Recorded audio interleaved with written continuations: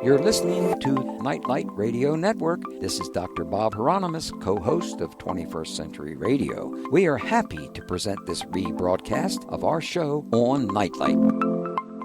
Let me introduce myself. I'm Dr. Bob Hieronimus, and our executive producer and research assistant is Laura Kortner, and our engineer is Aaron Thomas. Our distinguished guest for the entire 2 hours of the show tonight is Mark Lewisohn, the world's most respected historical authority on the Beatles.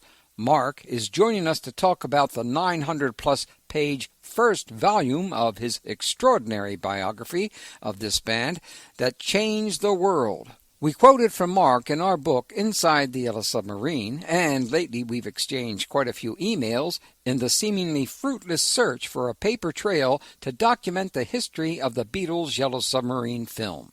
If anyone can turn up these elusive documents, it's Mark Lewisohn, and I wait with bated breath to read what he's uncovered when Volume 2 comes out.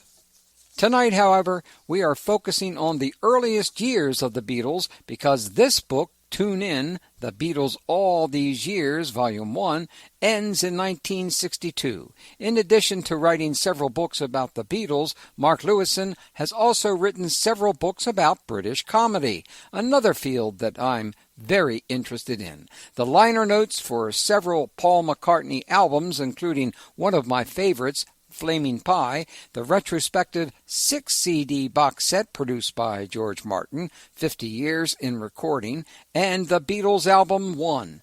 He also helped to edit the book Hendrix, Setting the Record Straight, written by John McDermott and Eddie Kramer, both of whom we've interviewed on 21st Century Radio. Welcome to 21st Century Radio, Mark Lewisohn.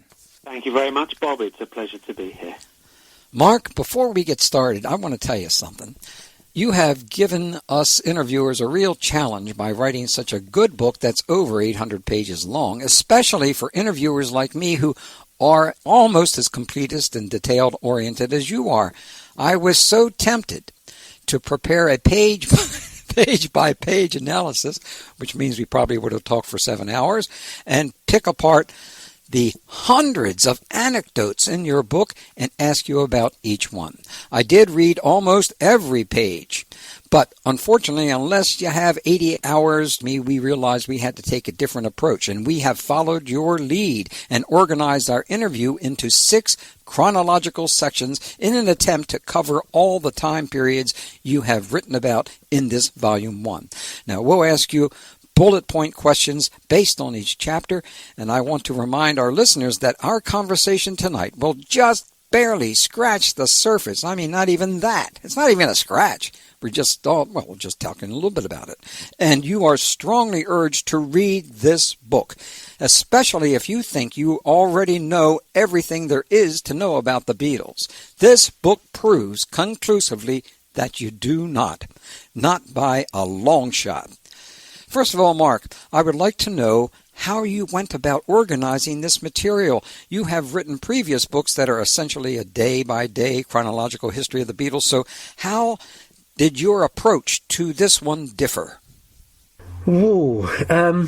Yes, you're right. The pretty much all the books on the Beatles that I've written before this have been reference books of one kind or another. My very first book on the Beatles was actually published 30 years ago last month, and that was called The Beatles Live, and it was an attempt to catalogue every live engagement the Beatles had performed, every stage performance, if you like, from when they formed as a schoolboy skiffle group in Liverpool in 1957 to their last stage performance in San Francisco in August 1966. So that was, in a sense, a catalogue, but there was quite a lot of text in there as well, because what I realised from the start is that whilst you may be researching facts, the facts themselves begin to tell a story. And facts can do two things to a book. If they're misused, they can bog the book down so that the reader just gets stuck inside a mire of information that might be interesting, but it's not being told well enough to engage their interest. or the facts can be used to enhance and illuminate the story. And I found right from the beginning that I had an ability I was unaware of until that point to actually realise the story in the information I was finding. So that was my first book, and quite a few other books followed, the Beatles recording sessions being the one that most people know.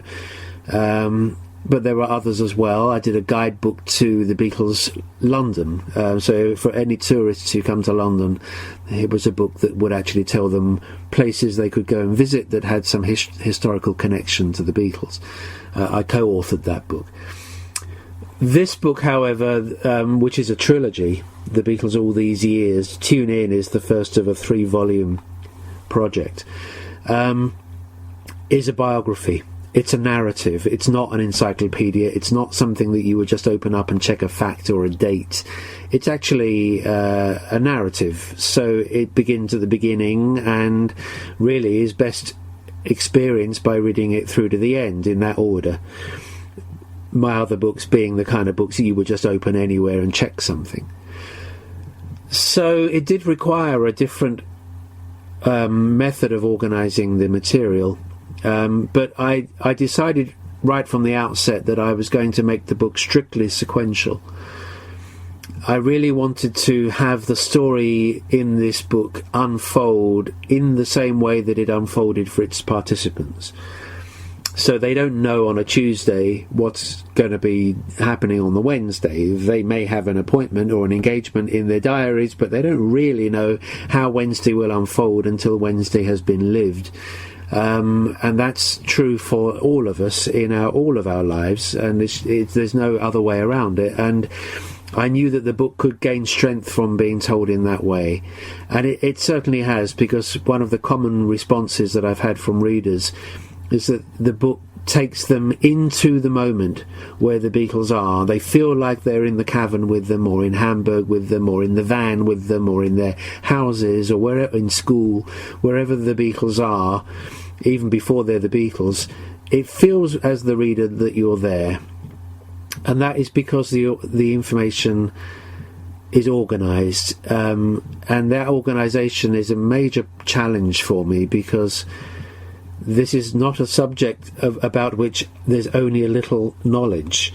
There is vast amounts of knowledge on the Beatles, and I spend my every hour of every day looking for more and finding it, still constantly.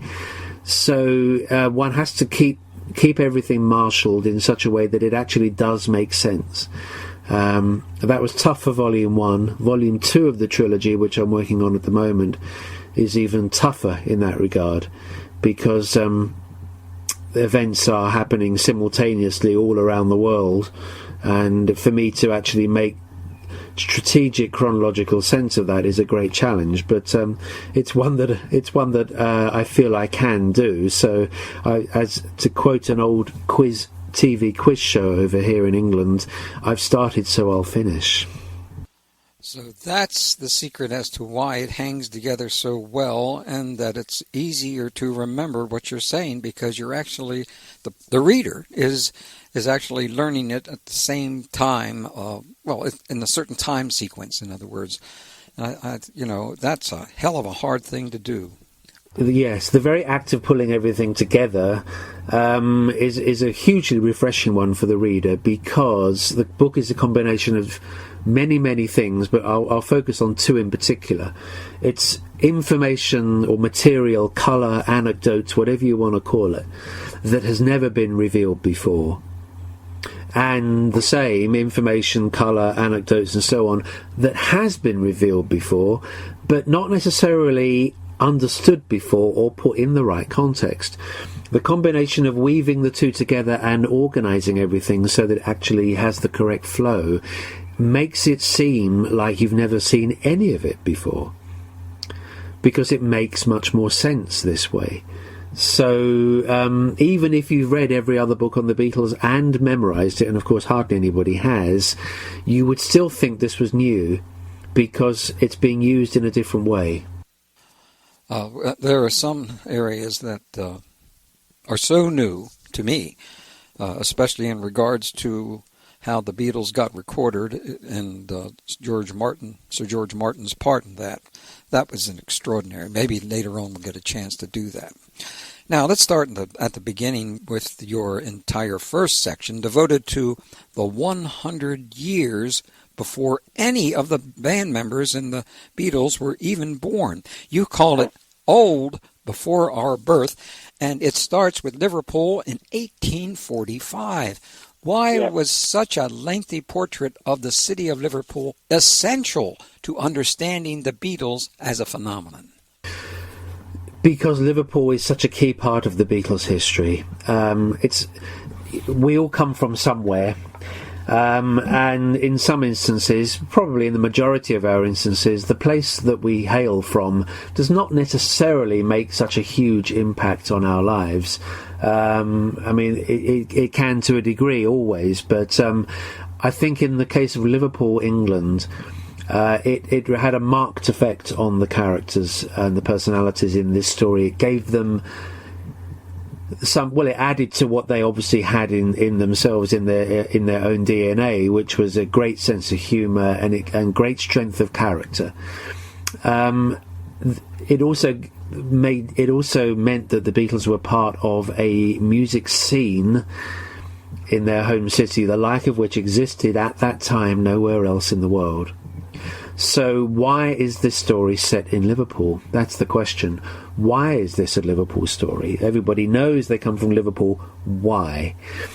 And the answer is that three of the Beatles have strong Irish roots. So why are the Irish in Liverpool? Well, the Irish are in Liverpool because of the appalling potato famine in the middle of the 19th century. The blight on the potato that killed the crop, that meant mass starvation for almost everyone in Ireland, and disease, and just an appalling phenomenon to occur. And it meant that the Irish fled Ireland in mass numbers, and of course that meant a great influx into the United States, and it also meant a great influx into Liverpool, because they got on the boats in Dublin and other places, Belfast and so on, and they ended up in Liverpool. Many then sailed on to other places, but many stayed. And the book begins with the Lennons arriving in Liverpool, and the birth very soon after that arrival of John Lennon. Now, this is not our John Lennon, this is his grandfather, the other John Lennon, the original Liverpool John Lennon, John Lennon's grandfather, who he never met, that he died in 1921, but by all accounts he was the same kind of character as his grandson would be.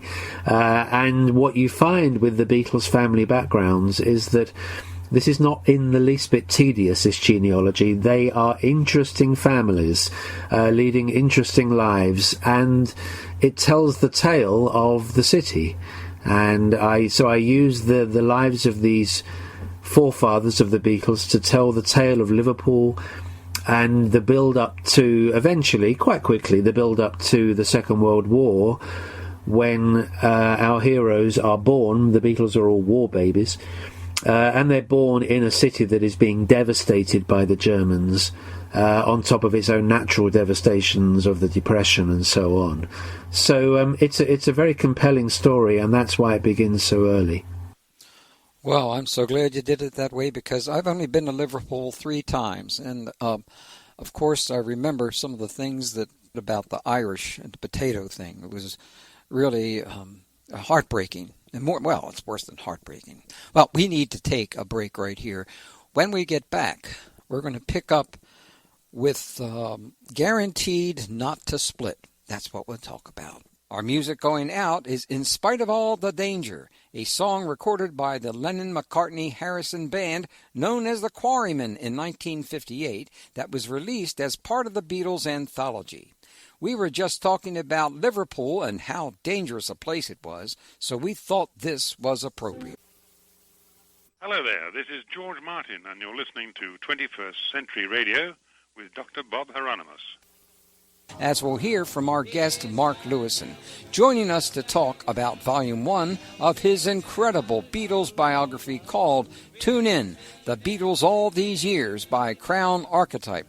Learn more at www.marklewisohn.net. That's Mark, Lewisohn.net.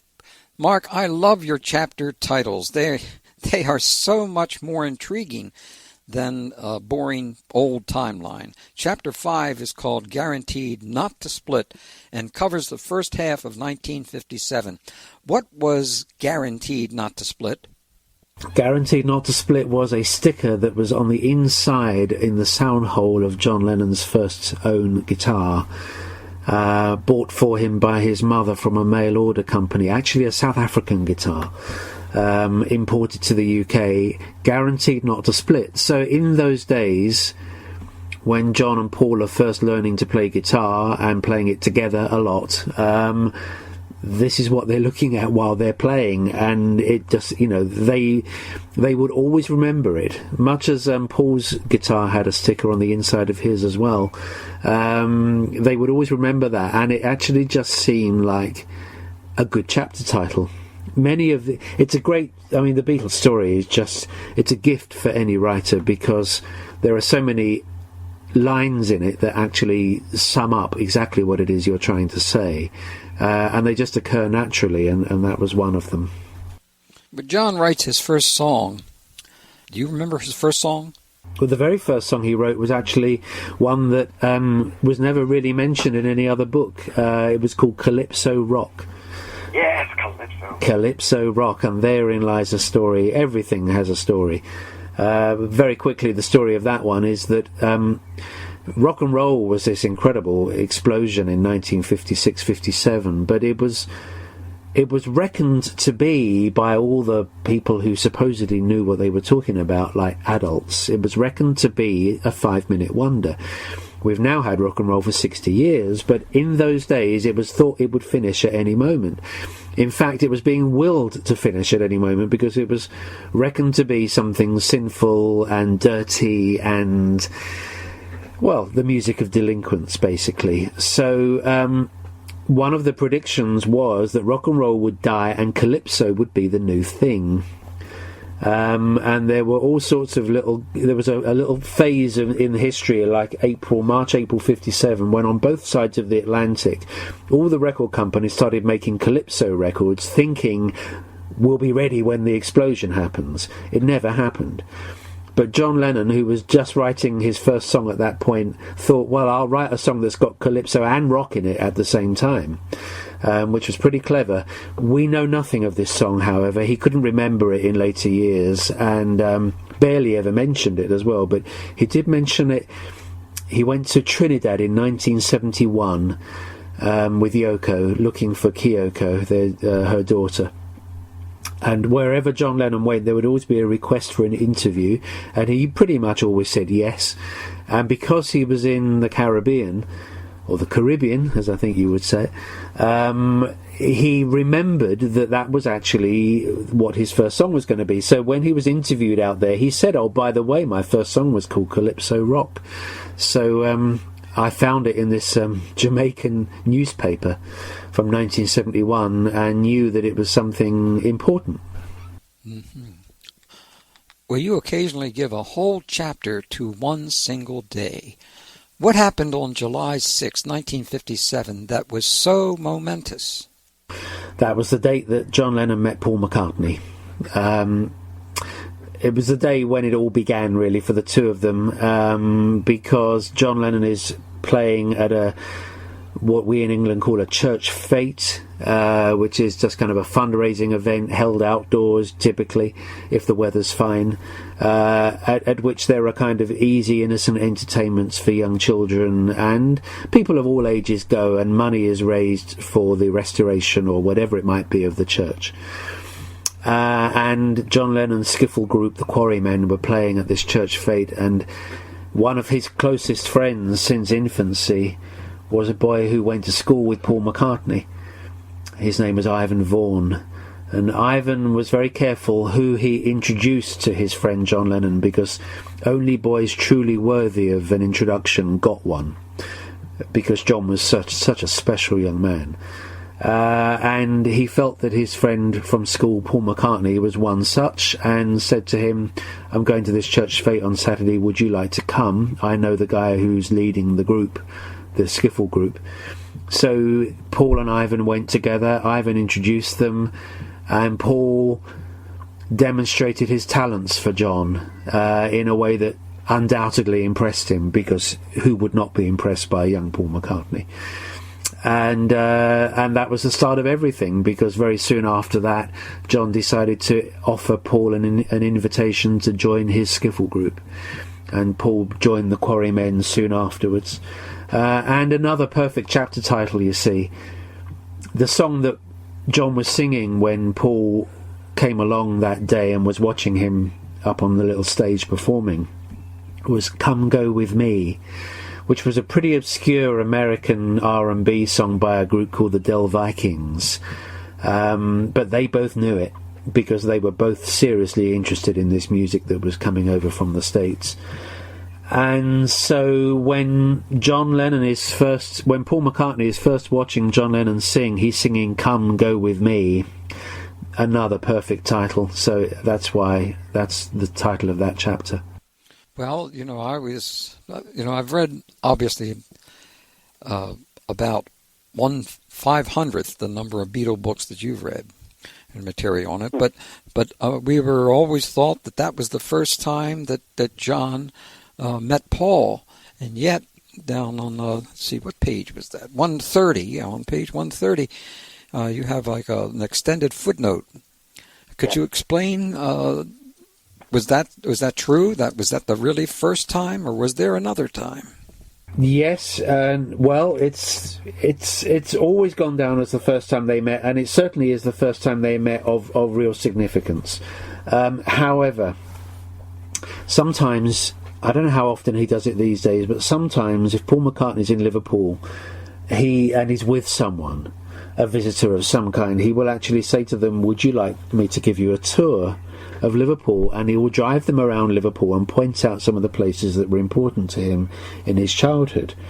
And there was a period of time when Paul was a paper boy, which means his job was to deliver the newspapers every morning before going to school.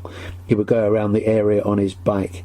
And he says, on certain occasions, he will say, actually, although I did really meet John for the first time at that Walton fete in Walton, the suburb of Liverpool where John lived, I had actually met him once before, not a meeting of any significance, but they had actually bumped into each other once before outside the news agency where Paul worked.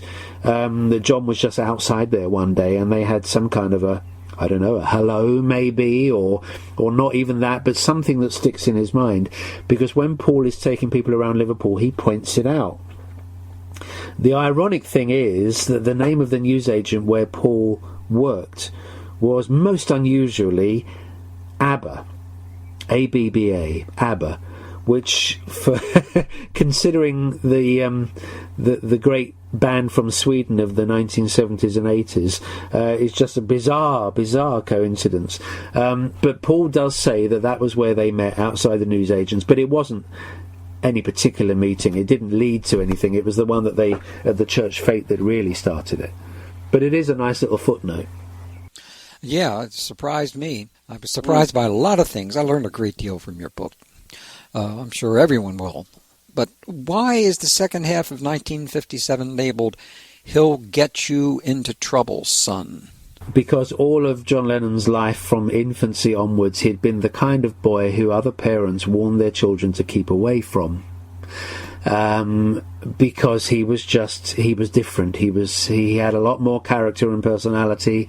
He was more adventurous and daring. He was one of those kids who most parents would look at and go, I think I'd like my child to not be too closely associated with that boy over there. But these boys who John Lennon did knock around with, obviously thoroughly enjoyed his company and couldn't resist it. Now, Paul McCartney was one of those. As soon as he met John Lennon, he knew that he had to be in this boy's life, that he was someone he wanted to hitch his wagon to, if you like, because John was clearly an interesting guy, a cool guy. And Paul's mother had died by this point, but Paul's father said the very words that other parents had no doubt said to their children, which was, "He'll get you into trouble, son. Keep away from that boy." But Paul was addicted immediately. He couldn't keep away from John, and just as well for all of us that he didn't. Now, the interesting thing there is that I don't do what-ifs very well, but an interesting one is that Mike McCartney, that's Paul McCartney's younger brother, is absolutely certain, and has said it in a number of interviews, that had their mother not died, which was about less than a year before Paul met John, the Lennon and McCartney thing would never have happened, because she, as quite a strict mother, would have absolutely insisted that Paul had nothing to do with him. As it was, although Paul's father was saying keep away from him, Paul would find a way around that, not least because Paul's father was at work in the daytimes, and provided that both Paul and John played hooky from school, they could have the house to themselves, and his father, Jim, wouldn't even know anything about it. But had Paul's mother still been alive, it would have been a lot harder for Paul to have that friendship with John. So it's one of those tragic ironies of life that because of Paul's mother's death, his friendship with John was allowed to flourish.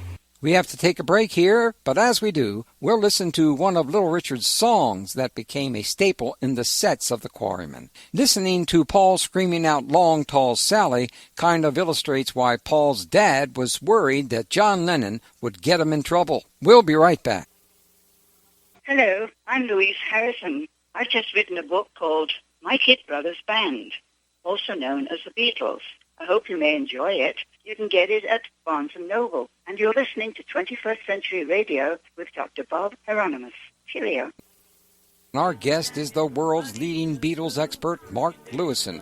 Mark has published Volume 1 of a trilogy of the most exhaustive and yet utterly fascinating biography of the Beatles. You have to read this, friends, if the Beatles mean anything to you at all. That song was a cover of the Crickets and Buddy Holly's song, "That'll Be the Day," recorded by the Beatles in 1957 and released on the anthology. Now, This Is My Life is Chapter 9 when you cover the second half of 58. On July 15th, John Lennon's mother is killed. What are the immediate repercussions for him and the band in these next 6 months? Well, John Lennon's relationship with his mother was an unusual one in that she had basically handed him over to her sister, Mary, who was known as Mimi, to raise him on a daily basis. And from that point onwards, which was when John was about 5.5, he didn't really see much of his mother. She wasn't far away, but she was living with another man, and eventually within 2 or 3 years had a couple of children with him and had her hands full, and John, for various reasons, didn't see a lot of her. So that changed when he became an adolescent, and Mimi had more than her hands full with bringing him up, and he discovered that his mother was, not too far away, and started to hang out with her a lot more than he had done before. She was a great encourager of all the kind of behaviour that most adults would have discouraged. In fact, she even encouraged him to play hooky from school in the year of his crucial exams, which is pretty unusual for a parent, and very welcome for a teenager, I'm sure. And then suddenly, in July 1958, she was knocked down and killed by a car. And he lost her definitively at that point. And he was already, a scarred child from having had a childhood in which he felt, though others may argue it, he felt, and that's the most important thing, that neither his mother nor his father really wanted him. So now having gained her affections in the way that he really liked, she was gone, and he was devastated. It didn't really have too much effect on the Quarrymen Skiffle group, which was the band that he had, because they were already drifting apart and reducing down to essentially a threesome of just him and his new friend Paul McCartney and Paul McCartney's school friend George Harrison. They were the three of them by this point. And they weren't playing very much anymore anyway, so it just it was drifting a little bit. The chapter is called This Is My Life, actually because of another young kid in just a couple of miles away from where they are, a young kid by the name of Richie Starkey, who is not yet Ringo Starr and therefore cannot be Ringo Starr in the book until he is Ringo Starr, so he's Richie Starkey. And he is just coming up 18 when he when he is in Liverpool one day, and the great American singer Johnny Ray, huge star of the 1950s, very big in Britain, was in the posh hotel in Liverpool, the Adelphi, from an upper story window, throwing down publicity photographs of himself to the crowd gathered below.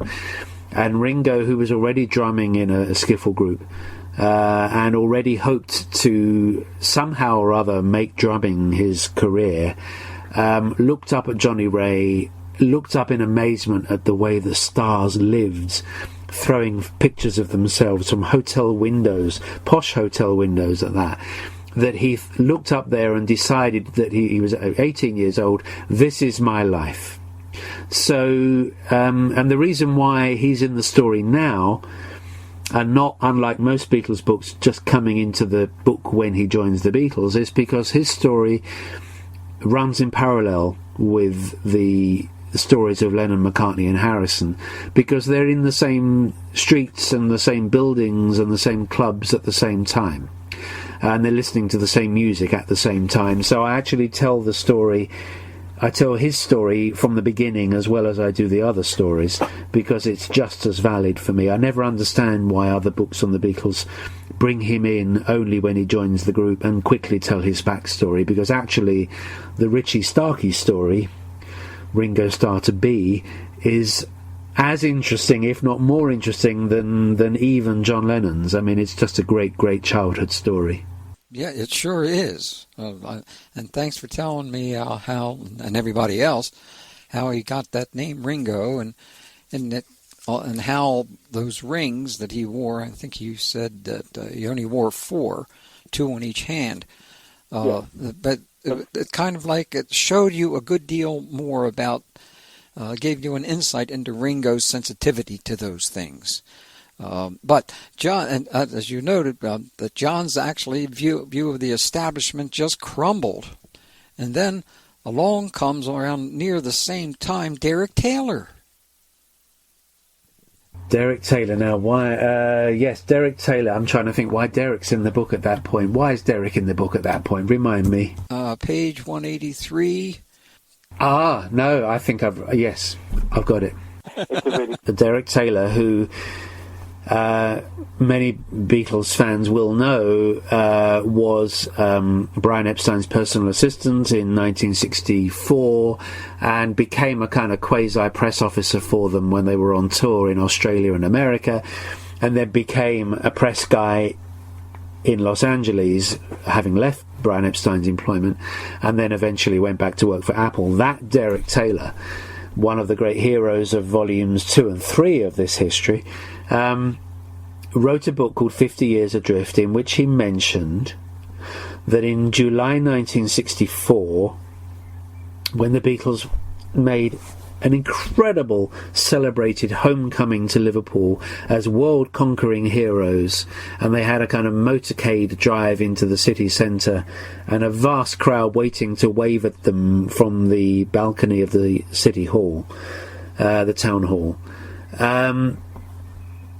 Derek wrote in this book about that day when the Beatles flew into the airport at Liverpool, and John Lennon was going around telling people not to eat the sandwiches at the airport because he had once been employed there as a packer and he used to spit in them for spite.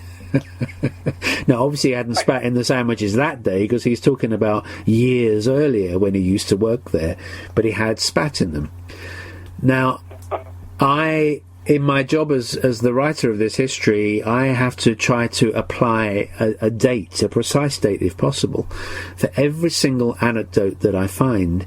And when I read that, even though it was about 1964, I realised he's talking about an earlier period. So my question for myself was, well, when was John Lennon working at Liverpool Airport? And the answer that I researched and found was in the period immediately after his mother's death in 1958. School summer holidays, July to September. You know, when you're a student, especially if you're 16 or over or something, then you are eligible for work. You can actually earn some money in the summer holidays. We all do it, or have done it. And he got a job for a short period of time in the catering department at Liverpool Airport, and evidently on at least one occasion, I'm not saying he did it every day, spat in the sandwiches to spite people. But here's the rub. That is the airport that is now known as Liverpool International or Liverpool John Lennon Airport. It's been renamed. That very same airport has been expanded and renamed Liverpool John Lennon Airport. And the very building that he used to work in is now the Crown Plaza Liverpool John Lennon Airport Hotel. And I am absolutely certain that no one at the airport or in that building had no knowledge that John Lennon actually had ever worked there. And I just love the fact that though they'd named something after him, in true John Lennon style, we find out that actually he had spat in the sandwiches. So I think that is a brilliant thing to discover. But I thought it would become a headline-making news item when this book was published, and amazingly, no one's really picked up on it. Oh, well, most people were asleep anyway.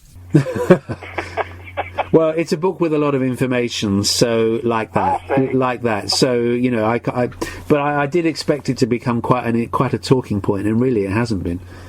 Well, the chapter title for the second half of 1959 sounds like a Charles Boyer imitation, which is "Come vis me to the Casbah." Tell us about the Casbah, this new coffee club that introduced them to Pete Best. Yes, Pete Best, of course, being the drummer before Ringo. They weren't the Beatles yet. They were, well, they didn't. They had a variety of names. They were, for a while, they called themselves J Page 3 and went around as a trio, John, Paul and George, which I knew nothing about until I started researching this book. You won't read that anywhere else. And they even had a manager who I managed to find, went to Paris, France, to interview him. The Casbah was the rage in that period in the late 1950s was a coffee bar. It was continental and exciting to have a coffee bar, and these coffee bars had coffee making machines, espresso coffee, and it was all very glamorous in a non-glamorous period of this country's history. And one of these coffee bars was actually in the basement of a house in an area of Liverpool called West Derby. In fact, quite bizarrely, there were, on this quiet residential street, there were two coffee bars, and there was another one before the Casbah. In fact, the Casbah was basically an idea that was nicked from the fact that there was one already over the road. But the woman who opened the Casbah was in the basement of her house was Mona Best, who was a very energetic, quite dynamic woman in her 30s, who was the mother of two sons at that point, both of whom were teenagers, for whom she would do anything. And the eldest of her boys, whose real name was Randolph Peter Scanlon, but he was known as Pete Best, was a very shy boy, very quiet, who was good at sports and quite popular at school in that respect, but wasn't a boy who naturally made many friends because he was so very quiet. So, in an effort to kind of give the kids excitement and broaden their friendships, she opened the coffee bar in the cellar of this big house she lived in, so that their kids would have a social life. And it was called the Casbah. And on the opening night, the musical entertainment was provided by John Lennon, Paul McCartney, George Harrison, and another guy called Ken Brown. And they revived the name Quarrymen again, even though they didn't like it because they didn't have another one. And so the Quarrymen played the opening night, and it kind of was the revival of their fortunes, because they'd been drifting for a while, looking for a place to play, and Mrs. Best provided it. And on that first day, or in fact in the few days before it opened, when they were down there, they met her son Peter, this very quiet young boy who didn't really say anything. But they met him, and within about a year he was their drummer. Well, he certainly went through a number of experiences with this group, especially in Germany, Hamburg. I'm being told that we're almost out of time here, so we're going to take our break. And when we come back, let's go to 1960, The Swish of the Curtain, wherein that particular chapter, Brian Epstein, George Martin, those stories are being told. Already the end of the first hour. My goodness, this is going fast. Next hour, after learning a bit of the background relevance to Brian Epstein and George Martin, we'll get in the van and travel to Hamburg, Germany, the place where the Beatles honed their craft and truly became the Beatles. We'll close this hour with one of the songs that was a staple during their time of playing the Casbah Coffee Bar that we were just discussing. It's called To Know Her Is to Love Her, and this was released as part of the remastered mono series. Don't go away. That special opening music, Bésame Mucho by the Beatles, is from the Decca Audition series and was one of the songs that they played during their first meeting/audition with George Martin. A surprising revelation that we'll hear more about a little later in the hour. Our guest for the full 2 hours of the show tonight is Mark Lewisohn, the world's most respected historical authority of the Beatles. Mark is joining us to talk about the 900-plus page first volume of his extraordinary biography of this band that changed the world. Okay, now, let's go back to, you start in 1960 with a short chapter called The Swish of the Curtain. I love some of your titles here. What curtain are you referring to? Well, in this edition of the book, it refers to the introduction into the narrative of two of the key characters who need to be there from this point forward, which is Brian Epstein and George Martin. Brian Epstein, who will become their manager, the Beatles' manager, and George Martin, of course, who will become their music producer. Now, you might have just caught me say this edition, the book that you've read and which you've been referring to as an 800-odd page book is actually an abridged edition of a much larger one, which can also be bought. There is an edition of this volume 1 that runs to 1,700 pages. That's everything I wrote. I then abridged it for the mass market edition, which is the one that you've read and very kindly been mentioning. Oh, goodness gracious, I had no idea. Yeah. Now, in that edition of the book, George Martin and Brian Epstein are in it from much earlier. The Epsteins are in it from the turn of the 20th century. And George Martin's in it from 1945. And I then tell his backstory back to his infancy and so on. But they come into this, for this edition in the abridged version, I stripped all that out from the earlier chapters and compiled a chapter that works actually very effectively in showing us, the reader, how these two men will enter the lives of John, Paul, George, and eventually Ringo, and what experiences they had that enabled them to bring their great talents to the party. Now, I've been saying Brian Epstein because that's how he said it, but his family always pronounced their surname as Epstein, which is why there is a constant confusion of some people calling him Epstein and some Epstein, and they're both right.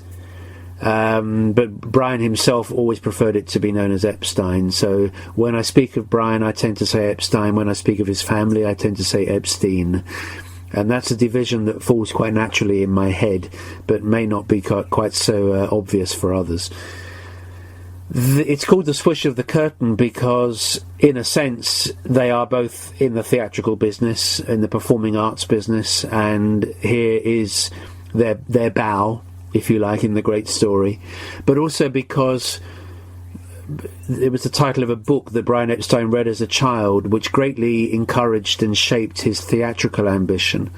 It was a pre-Second World War book, I think. I do have the exact details in the book because I read it.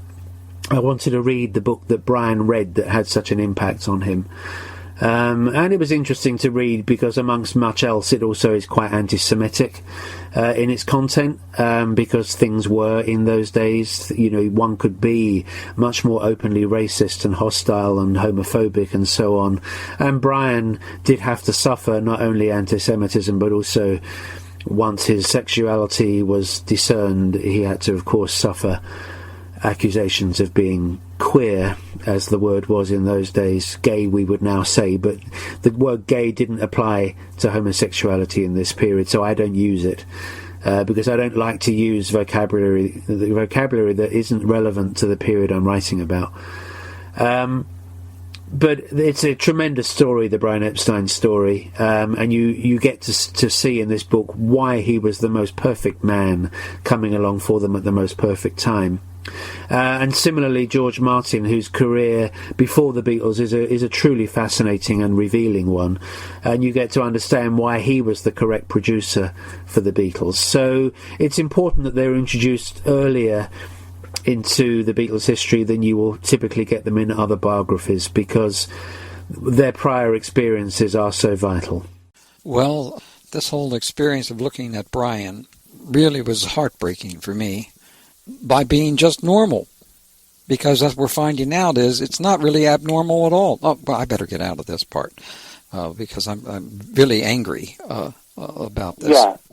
The key thing was that homosexuality in Great Britain was illegal in the eyes of the law until 1967. And even after that, just because the law changes doesn't mean that people's sensibilities change. It takes generations to actually change. So the life of what we would now call a gay man or a gay woman was very difficult, and in particular, since it was illegal, it led to very high incidences of blackmail, because people would do anything to prevent their sexuality, if it was, homosexuality, being discovered, because it would be held against them by unscrupulous people. And Brian Epstein's own particular sex drive was a risk-laden one. He was a risk-taker in life in all sorts of ways, and certainly in his sex life. And he was laying himself open to the possibility of blackmail, and was indeed blackmailed on a number of occasions. Certainly there's one that I write about at length in this book, because there are court records and newspaper reports that one can find deep in the archives that will actually tell the story. And that's all very tragic stuff that, just because of something he couldn't change, he ended up being tormented. What courage he had. Excuse me, but he was. Yeah, he was a handsome man. Yes, yeah, he was a risk taker. That's the point. I mean, he could have led his life more quietly, and kept his sexuality really quite private. But he wasn't like that. He was flamboyant, and he liked to put himself into dangerous situations. It was part of the thrill for him. And also part of guilt as well. He had terrible guilt over it. Awful thing to suffer guilt over your sex life, about which really you can't do anything. So he had a tormented time in that period of time. In fact, he was tormented pretty much all of his life. From the moment he was born, he well, certainly from his earliest ever recollections of himself through to his death at the age of 32, his life was quite an unhappy one. Moments of great happiness, but on the whole, unhappiness. Well, if he didn't have the kind of guts that he had, I don't know how much longer the Beatles would have taken to be recognized and signed up. Well, to be honest, I don't think... I mean, this is speculation because we're in the realms of what didn't happen here rather than what did happen, but I genuinely think it very likely that we would never have heard of the Beatles were it not for Brian Epstein. That doesn't mean he gave them their talent, of course not. The talent was theirs, and everything about them that made them great was theirs. The charisma, the humour, the personalities, the good looks, everything, the musical talent. But it probably wouldn't have got out of Liverpool. Because of the way that life was structured in those days. It needed someone like Brian, and there wasn't anyone like Brian, there just was Brian, to actually get them out of Liverpool and present them to a wider audience. Well, no wonder the Beatles loved him so much. They did love him. Undoubtedly they loved him. John especially. The key relationship was John and Brian, because John was the leader of the Beatles. And Brian Epstein knew that if ever he wanted to, or whenever he wanted to, transmit a message to the Beatles as a group, that the best thing to do was to tell it to John, and John would, make sure it got heard. They had an extraordinary dynamic, the Beatles, and a method of communication, and Brian knew that he had to have John's confidence in order to get anything done. Now, when I say John Lennon was the leader of the Beatles, I'm not saying I'm a bigger fan of John Lennon or John Lennon was more important than any of the others. I'm not saying that at all. I'm talking about how within any group of any four people anywhere in the world, there will be a natural deference or natural sense that one of them is kind of the decision maker and the leader of that foursome. It's true of any group of people in any number. It just occurs naturally, and John Lennon was always the leader of whoever he was with. It went back to his childhood, because he just had that kind of a personality. And in the case of the Beatles, he had started the group, and he was, at least until Ringo joined, the eldest, and the others looked up to him as their leader. It's as simple as that. Well, we're going to be taking a break. I wanted to... Well, we have enough time for this now. Where's the bloody money? Where's the bloody money? Where's the bloody money are words said by John Lennon down the telephone line from Scotland to London in May 1960, speaking to Britain's most famous music impresario of that pre-Beatles age, a man called Larry Parnes. Larry Parnes was the manager of a number of young boys to whom he'd given each of them a tempestuous stage name. Tommy Steele was the first one, then there was Marty Wilde, Vince Eager, Billy Fury, Johnny Gentle, Nelson Keane. Oh, there were loads of them. No one in America really ever got to hear of any of these people. They were British talents whose success never really travelled. And indeed, in Britain, they never were that successful either, but somehow or other they were packaged in such a way that they seemed to be the epitome of British rock and roll talent in the late 1950s, beginning of 1960. And for a combination of extraordinary reasons, the Beatles ended up going on a tour, their first ever tour, backing one of these singers called Johnny Gentle, and they went up to the north of Scotland and had a pretty miserable time in which they ran out of money very quickly and didn't have much to eat, and it was a grim week, really, even though it kind of seems all romantic. John just skipped art school to go.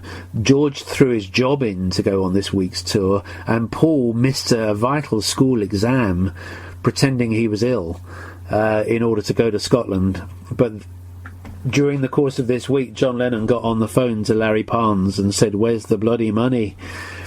which seems to sum up the entire week, really. Well, they were hungry and they were cold. It was a miserable situation to be in. the funny thing was that they went off on this tour before they'd really played anywhere in Liverpool.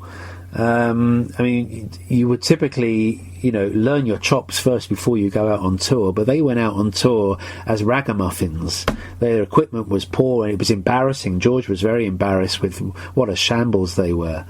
But it was an interesting week, and I devote one chapter to that week, and it does have some nice heartwarming human elements to it too, because in the Beatles story, they are continually attracting interesting people to them who give them things or invest in them in some way, and that happened up there, even though they were just so young and inexperienced. I've read a lot about this in the past, but you really brought it to life. Your writing encapsulates feeling in a very interesting way, Mark.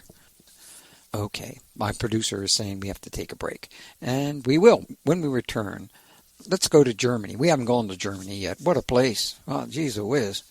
Time for a break, and when we get back, we'll touch on the section in the book that makes the formation of the Beatles really come alive, their extraordinary time of hard work and hard playing in Hamburg.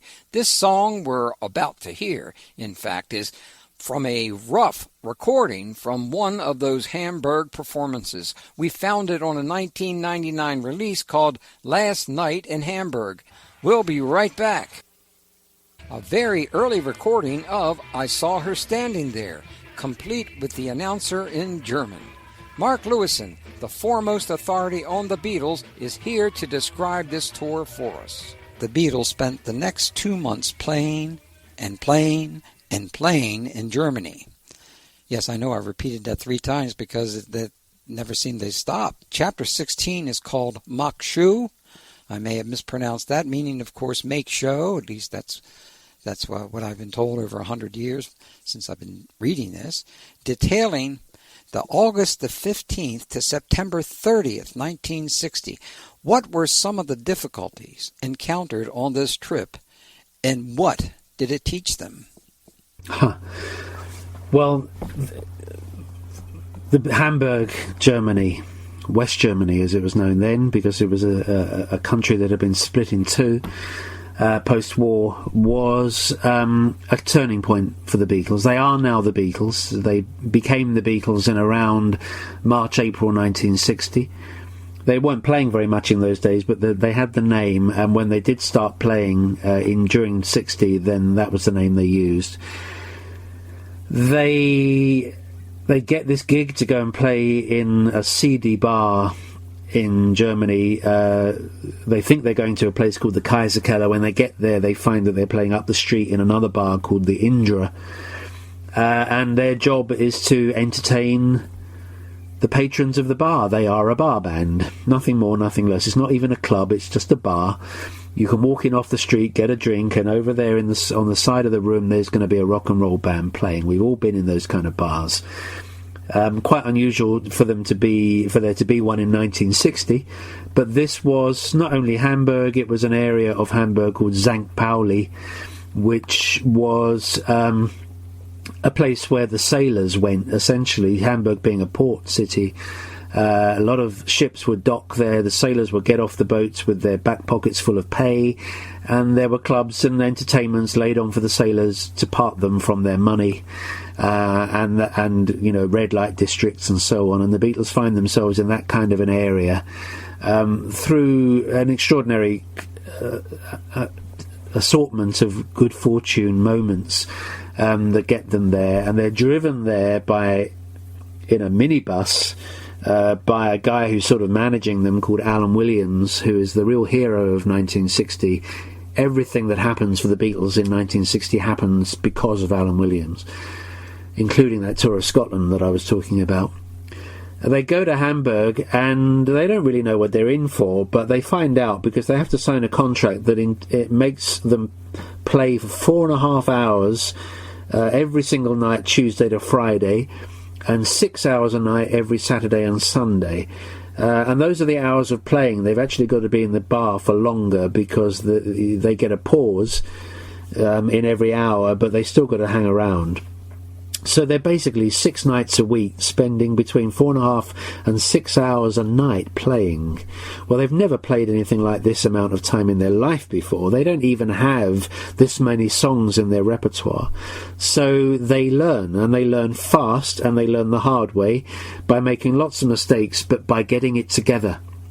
They find out who they are in Hamburg, and immediately, being these kind of guys, they set themselves a challenge of not repeating themselves. So they decide that even if they're playing for 6 hours a night, they're not going to play the same song twice, which really does broaden and deepen their repertoire. And it turns them from shambling amateurs, which is pretty much what they are when they arrive, to, well, they're not shambling anymore, and they're pretty much professional. They're a group who've got it together. There are 5 of them at this point. There's John, Paul, George, Stuart, the bass player, and Pete, the drummer, who they've grabbed just before they go to Hamburg. And he's pretty much a beginner, and so is Stuart. And they're not much more than beginners themselves, certainly in terms of stage experience. So they learn. And when they return from Hamburg, they play 6 weeks at the Indra, and then they play in the Kaiserkeller for the next, from the beginning of October till most of November. So they're out there for about 3.5 months. And in the Kaiserkeller, they're playing 12-hour shifts with another group from Liverpool called Rory Storm and the Hurricanes, whose drummer is Ringo Starr, and that's how they get to know Ringo. When they return to Liverpool at the end of 3.5 months of 6 nights a week playing for at least up to 6 hours a night, they are dynamic. They're completely dynamic. And from that point on, the rest is fast forward. Yeah. Peedles and prellies. What are we talking about here, Peedles? Well, the word Beatles, we've now had 50...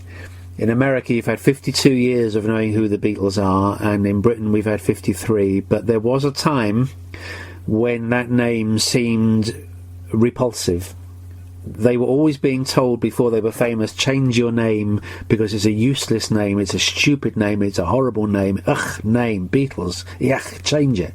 You'll never make it with a name like that, which just goes to show you that people who think they know what they're talking about generally don't. But in Germany, it was confused happily by a few people with another name, Peedles, which actually is kind of a German slang name for Willy. It's a silly Willy name. It's a name for what young men have between their legs, or any men of any age have between their legs. Peedles. I didn't want to say penis, so. Oh, that's okay. So a few people call them Peedles, and in the area, in the clubs that they're playing in, some people enjoy calling them that. So they certainly knew that name, Peedles. And prellies is a slang name that they, and probably a few others around them, came up with to describe or to for a pill that they were beginning to take called Prelliodin. Prelliodin was a German women's slimming pill.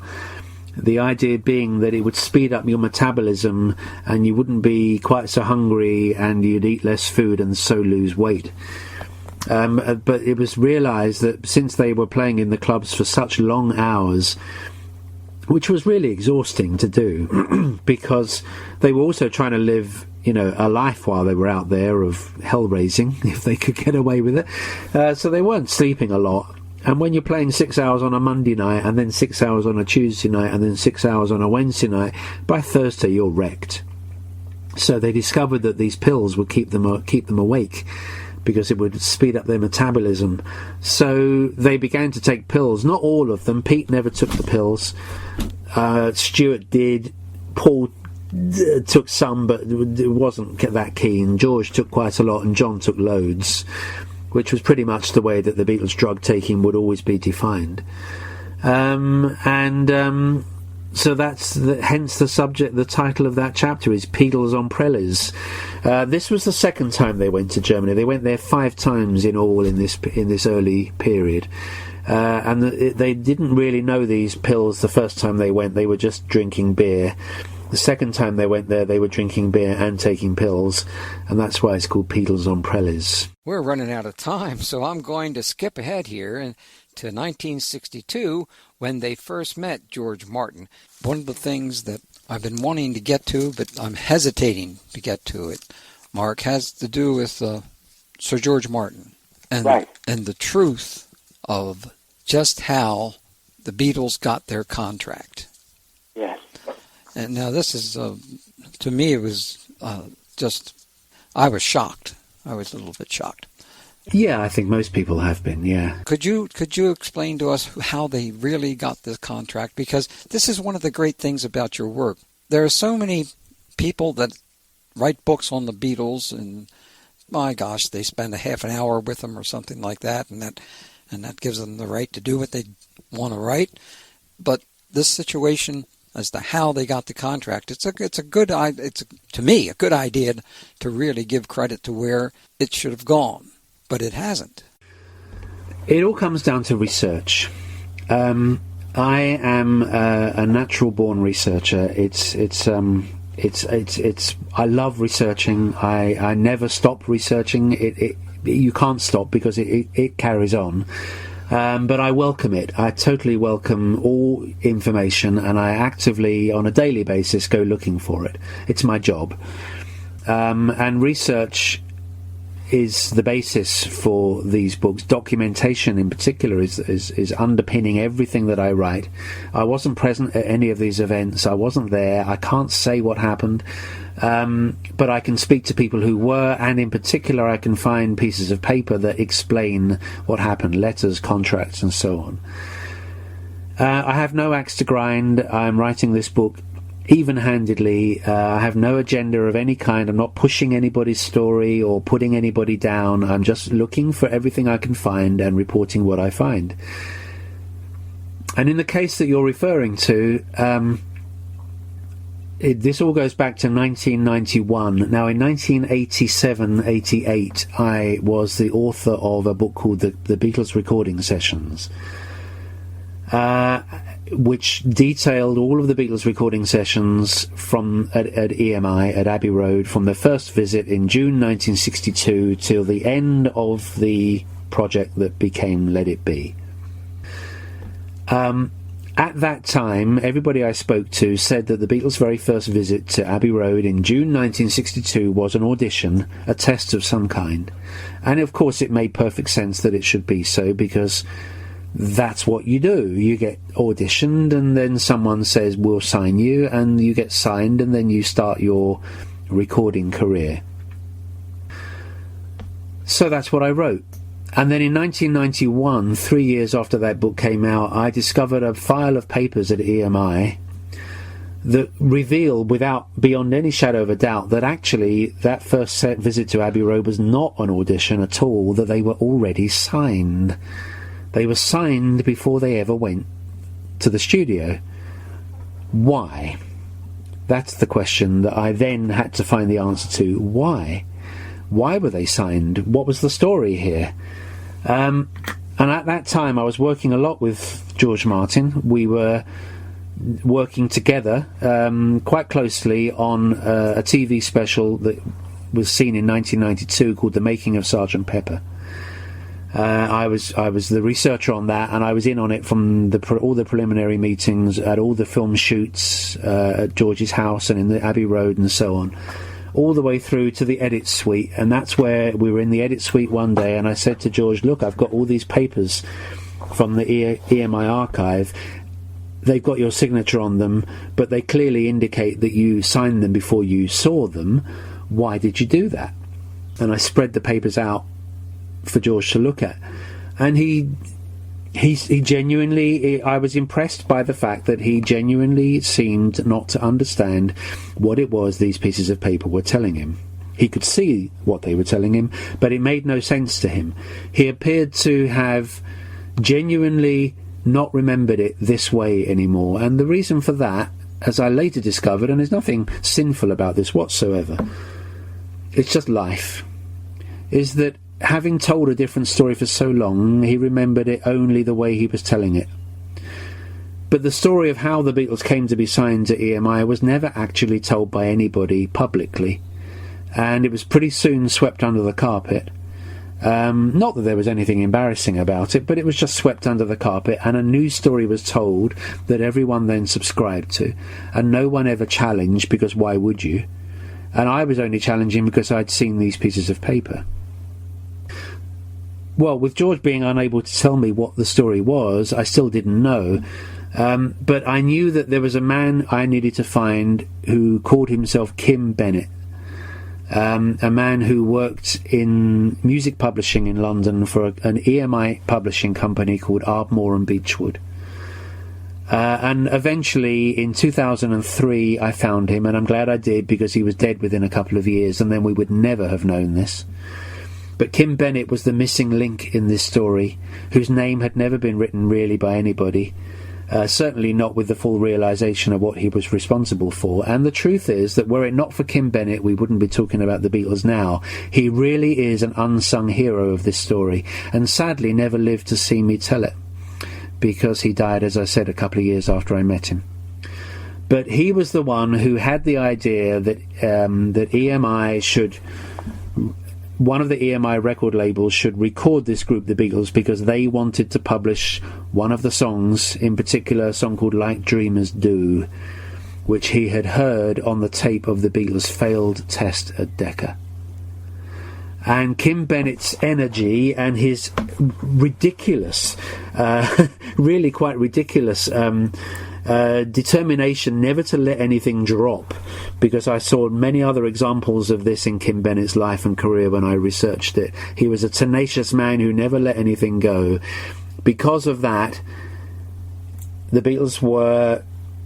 It was understood that the Beatles would be signed by one of the EMI labels. Now, which one was it going to be?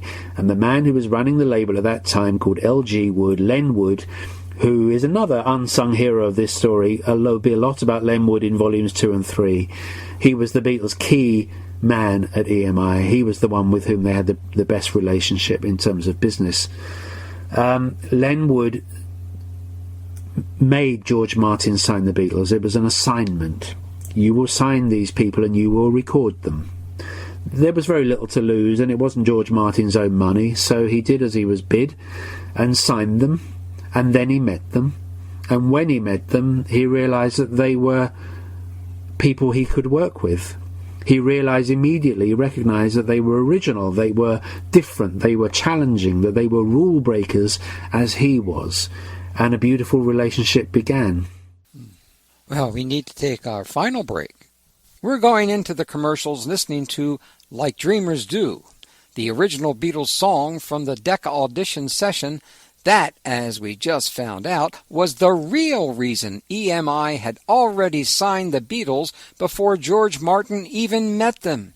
We have a few more stunners in store when we come back with our guest, Mark Lewisohn, and tune in, The Beatles All These Years, Volume 1, published by Crown Archetype. So don't go away. Hello, this is Alistair Taylor. I was general manager of the Beatles, and I loved 21st Century Radio, especially Dr. Bob Hieronimus.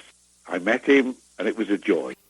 Author of Tune In, The Beatles All These Years, Volume 1, from Crown Archetype Publishers, www.tuneinbook.com.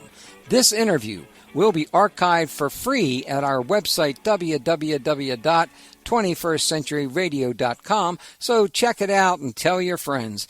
In this final segment, we'll talk about the death of Stuart Sutcliffe and then the day in 1962 that the 60s began for real. Now, we have a momentous 3 days in April, from April 10th to the 13th of 1962, that got its own chapter. You called it, quote, "He Could Easily Have Been the Beatle." This is a chapter relating their reactions to the tragic death of Stuart Sutcliffe at the age of 21. Could you tell us about Stuart Sutcliffe and how he met his end? Yeah, actually, the pronunciation, there is an italicized word in that title. It's he could easily have been the Beatle, and that was said by an internationally famous artist sculptor called Edoardo Paolozzi, who was a teacher of Stuart Sutcliffe at Hamburg Art School in 1961-62, and a man who knew what he was talking about. Stuart Sutcliffe had been known to John Lennon since John joined the art school in Liverpool in 1957. Stuart was in the academic year above John, so he had started the year earlier. A prodigiously gifted artist in all forms, and also highly productive. Died at the age of 21, but left a huge amount of work behind, quite disproportionate to his years.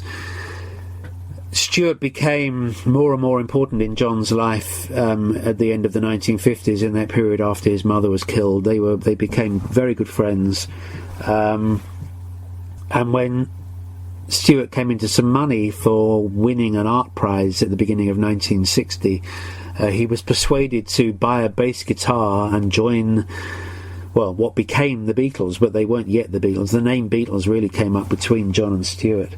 But the spelling with the A was John's. And he was a beginner on bass. He was a great rival for Paul.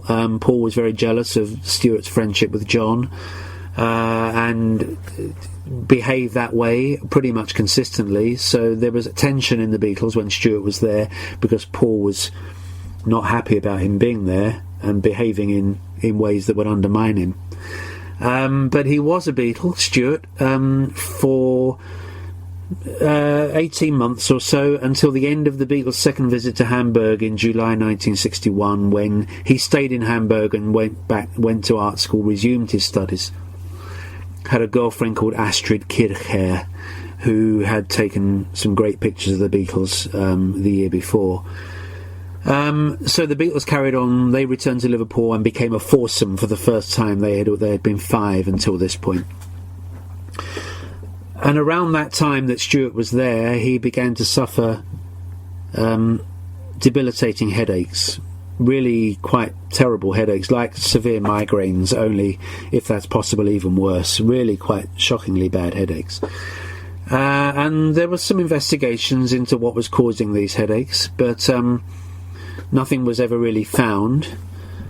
He came back to Liverpool. They all saw him again in the beginning of 62. He didn't look very well. He looked, as Alan Williams said, like a man who was about to die, but he was only 21, so it didn't seem very likely.